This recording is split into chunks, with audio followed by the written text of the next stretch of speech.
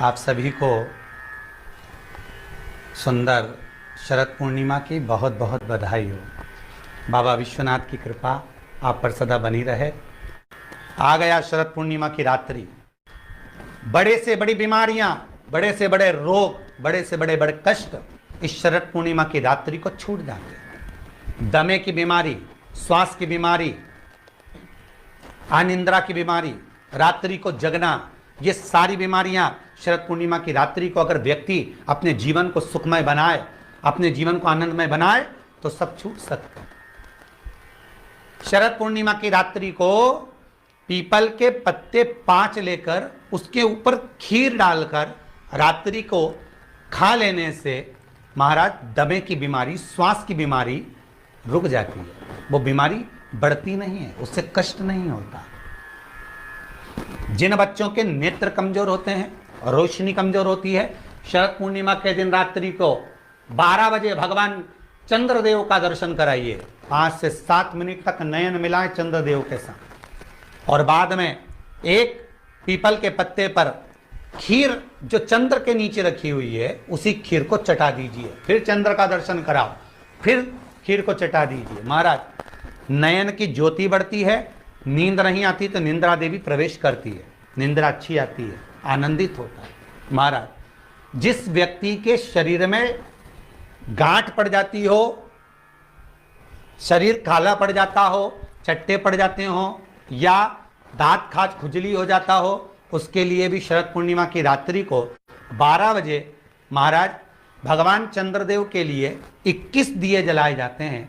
उस 21 दिए की कालोच एक थाली में इकट्ठी करी जाती है।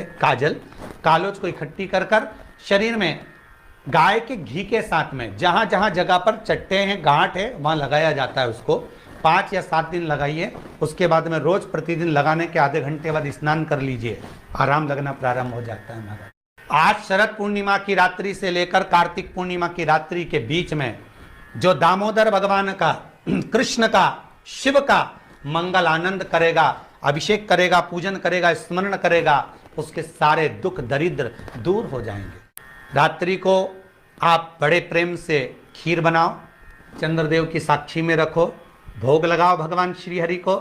बन सके अगर लक्ष्मी की कमी है, लक्ष्मी नहीं आ रही है, व्यापार नहीं चल रहा है, तकलीफ बहुत ज़्यादा है, घर में कष्ट है, कर्जा ज़्यादा है, तो एक तांबे के कलश के ऊपर, तांबे के कलश में पानी भरना, कटोरी रखना, उस पर लक्ष्मी जी की मूर्ति रखना। लक्ष्मी जी की मूर्ति नहीं हो तो चांदी का सिक्का रखना।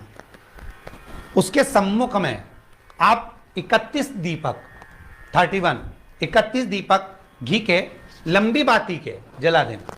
महाराज एक एक कमल गट्टा उस 31 दिए के अंदर डाल देना और लक्ष्मी जी का पूजन करना, लक्ष्मी जी का स्मरण करना, खीर का भोग लगाना, पान के पत्ते पर खीर रखना, 5 पत्ते पर खीर का भोग लगाना और माता लक्ष्मी से विनती करना। सुबेरे 4 बजे तक वो रखे रहने देना, सुबह 4 बजे वो उठाना, लक्ष्मी को वापिस तिजोरी में या सिक्का हो तो उसको अलमारी में रख देना। जो खीर बनी है वो प्रसाद के रूप में सुबह 8 बजे, 10 बजे, 9 बजे जब खाना हो प्रेम से खाना। माता जो दिए लगाए हैं वो ठंडे हो गए होंगे, उनको रखे रहने देना, बाद में काम आते रहेंगे, या दिए विसर्जन करना हो तो आपकी मर्जी है। पर वो मिट्टी के दिए लगेंगे, आटे के दिए नहीं लगेंगे, मिट्टी के दीप लगाना है आपको। 31 घी के दिए लगाना है। लक्ष्मी जी का पूजन करो, कंकु, चावल, हल्दी, मोली से, सब तरह से। शरद पूर्णिमा की रात्रि को सुख मिलेगा, आनंद मिलेगा, लक्ष्मी की वृद्धि होगी, कार्य सिद्धि होगी। दूसरा क्रम, अगर कार्तिक पूर्णिमा हो, शरद पूर्णिमा हो, ये दोनों पूर्णिमा पर शरद पूर्णिमा के दिन आप शाम को प्रदोष काल के समय 4:30 बजे से 6 बजे के बीच में 1 लोटा पानी, उसमें 5 बेलपत्र रखकर, एक कमलगट्टा डालकर भगवान चंद्रेश्वर महादेव के नाम से भगवान शंकर को चढ़ा दीजिए। आपकी जो कामना हो वो कामना कर कर चढ़ाएं, विनती करें चंद्रेश्वर महादेव को और निवेदन करें कि हमारा ये कार्य सफल हो। केवल शरद पूर्णिमा के दिन चढ़ाइए, कार्तिक पूर्णिमा तक क्या फल मिलता है हमको जरूर बताइए। भी शरद पूर्णिमा की रात्रि को और कार्तिक पूर्णिमा की रात्रि को गर्भवती नारी अपनी नाभि पर यदि चंद्र की दृष्टि पड़वा लेती है तो बच्चा विकलांग पैदा नहीं होता है। गर्भ से जो बालक होगा श्रेष्ठ होगा, विद्वान होगा, चतुर होगा, पढ़ने में होशियार होगा, क्योंकि ये चंद्र की किरणें जब समुद्र में उछाल ला सकती हैं तो आपके जीवन में भी तरक्की ला सकती है, उछाल ला सकती है। शरद पूर्णिमा से कार्तिक पूर्णिमा के बीच में प्रयास करना। दुकान नहीं चल रही हो, व्यापार नहीं हो रहा हो, तकलीफें बहुत ज़्यादा हो, घर में क्लेश जाता हो, अशांति ज़्यादा हो, पैसे नहीं आ रहे हो, 1 रुपया कमा रहे 1.25 रुपये खर्च हो रहा है, बहुत टेंशन है, तो शरद पूर्णिमा से कार्तिक पूर्णिमा तक एक हल्दी और कुंकू ये थोड़ा सा मंदिर में लेकर जाइए। हल्दी और कुंकू जरा जरा सा ले जाओ, अशोक सुंदरी वाली जगह पर पहले शंकर जी पे जल चढ़ा दो, अशोक सुंदरी वाली जगह पे जल चढ़ा दो, और वह हल्दी और कुंकू की एक एक बिंदी अशोक सुंदरी वाली जगह पर अपनी कामना कर कर लगा कर आओ। उसी में से वो हाथ जो तुम्हारा गीला है कंकु हल्दी का, वही हाथ लाओ, घर में प्रवेश करते समय अपनी देहली पर थोड़ा सा लगा दीजिए। शरद पूर्णिमा से कार्तिक पूर्णिमा तक कर कर देखो, उसके बाद में फिर बताना कि मेरा देवाधिदेव महादेव ने तुम्हारी झोली भरी कि ना भरी। कानी दिखे कहीं किसी को पास कानी दिखे, रहते हैं, उसके लिए भी शरद पूर्णिमा के दिन तुलसी की जो डंडी होती है, बेलपत्र की जो ये डंडी है, ऐसे ही तुलसी का जो पत्ता होता है, उस पत्ते की जो डंडी होती है, उस डंडी को चंद्रमा को देखा जाता है, उस डंडी की जो कोर होती है उस कोर को दृष्टि से मिलाया जाता है। शरद पूर्णिमा की रात्रि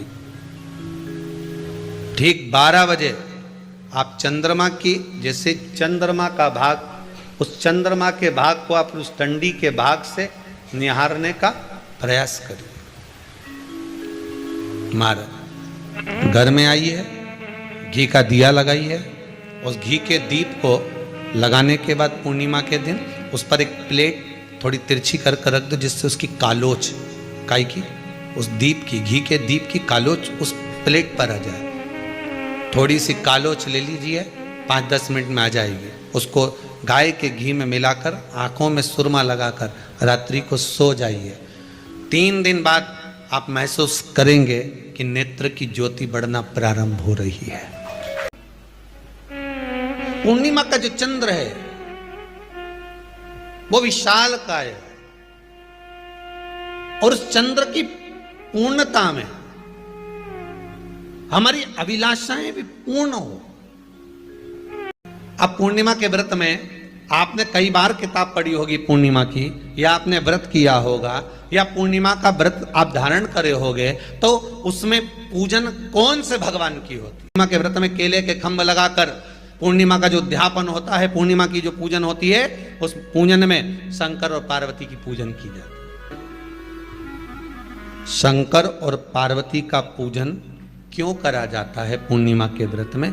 क्योंकि शिव और माता पार्वती ही केवल एक ऐसे हैं जिन्होंने अपूर्ण लक्ष्मी को भी पूर्ण बना दिया था। किसको पूर्ण बनाया है? लक्ष्मी। शरद पूर्णिमा के दिन अगर आप शंकर भगवान को 1 लोटा पानी अगर शिव को समर्पित कर रहे हो, श्वेत पुष्प को रखकर शंकर जी के ऊपर सफेद फूल को चढ़ाकर अगर 1 लोटा जल भी, एक पात्र जल भी शंकर को समर्पित कर रहे हो, तो ये लक्ष्मी के लिए ही तो कर रहे हो। और कौन सी लक्ष्मी? पूर्ण लक्ष्मी। पूर्ण लक्ष्मी। आपको पहले भी कथा में कहा, एक बार भगवान विष्णु के सामने लक्ष्मी मैया ने बहुत तेज स्वर में कह दिया था, नारायण, दुनिया के लोग आपका नाम जपते हैं, दुनिया के लोग नारायण नारायण कहते हैं, दुनिया के लोग आपका भजन करते हैं, पर सत्य मायने में कहूं ना तो मेरे बिना दुनिया के लोगों की नहीं चल सकती, मेरे बिना दुनिया नहीं चल सकती, संसार मेरे बिना नहीं चल सकता। भगवान विष्णु ने कहा, ये तो गलत है लक्ष्मी आपका कहना। एक दिन लक्ष्मी को अहंकार आ गया, अहंकार के संबोधन जब माता लक्ष्मी करने लगी तो भगवान, उसी समय पर भगवान विष्णु को क्रोध आ गया, और भगवान विष्णु ने कह दिया, लक्ष्मी तू इतनी बड़ी बड़ी बात कहती है कि तेरे बिना नहीं रह सकती संसार। मैं तुझे कहता हूं लक्ष्मी, तू अपूर्ण है, तू अपूर्ण है, तू पूर्ण कब हो गई? अब देखें माता पार्वती क्या कर सकती है, इसको पूर्ण बनाने के लिए करेगी क्या? क्या हुआ? माता सरस्वती जी बोली, लक्ष्मी को अपूर्ण कह दिया। अपूर्ण कह दिया? हाँ, तो क्या सोचना उसके लिए? इसको मैं अभी पूर्ण बना देती हूं। माता जगत जननी पार्वती ने गोदी में विराजमान गणेश जी को उठाया और उठाकर लक्ष्मी जी की गोद में दे दिया। ले लक्ष्मी, आज से तू पूर्ण हो गई। लक्ष्मी, आज से तू पूर्ण है। गोदी में जब तक संतान नहीं है तो नारी को लोग अपूर्ण समझते हैं, पर माता पार्वती जी ने संपूर्ण ब्रह्मांड में एक सिद्धता प्रदान कर दी कि अपने गोदी के लाल को, अपने गोदी के पुत्र को माता ने लक्ष्मी की गोद में देकर लक्ष्मी को पूर्ण बना दिया। वो दिन कौन सा था? यही शरद पूर्णिमा का दिन था। कौन सा दिन?